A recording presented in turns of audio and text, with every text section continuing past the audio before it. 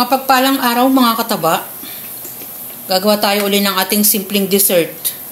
Mga naiisip ni Mama Taba na madadali lang at hindi masyadong magastos. Ang ating mga ingredients, crema asada, yung 2-in-1 na to, ito yung lagi ko na tong nami-mention na ganito yung binibili ni Mama Taba instead na gumamit tayo ng all-purpose cream. Sabi ko nga 2-in-1 na to, meron na tong condensed milk at meron na ring Nestle cream.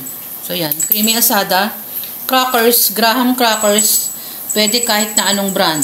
Tapos gagamit din tayo ng cheese. Pang ano naman to, pang ibabaw. Tapos yung melon, naghiwa ko ng maliliit.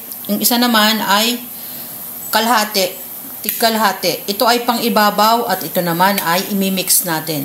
Ganito lang yan mga kataba, ang gagawin ni Mama Taba. Ayan, chinilled ko yung ating crema asada overnight. Ayan, ang ating lalagyan. Ayan, nailagay ko dito at punasan natin ang kaunti. Yung ating crackers, dudurugin lang natin. Hindi naman masyadong durog na durog. Kaganyan lang natin mga kataba. So, ayan.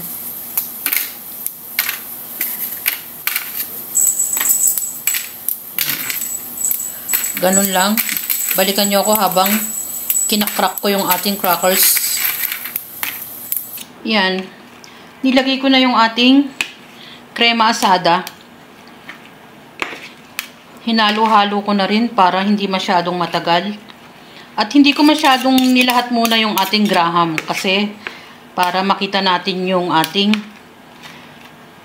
crema asada kung kasya ba o kulang.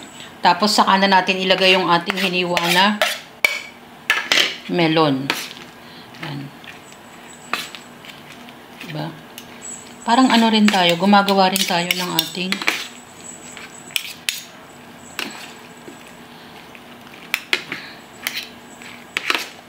nakalimutan ko na sasabihin ko. Ng isang dessert na ginagawa ko. So, yan. Sasaidin ko pa yung crema asada. Kasi may laman pa yun.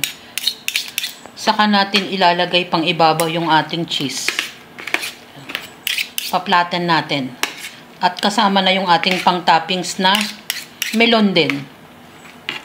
So, ganun lang. Tapos, i-chilled natin siya para mas masarap. Balikan natin. Yan. Na-arrange ko na yung ating melon sa ibabaw.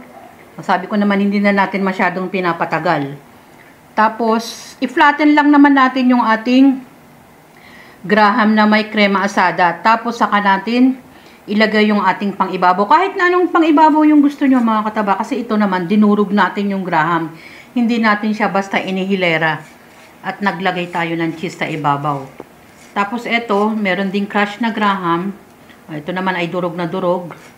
Yan. Lalagyan natin din sa ibabaw. Yan.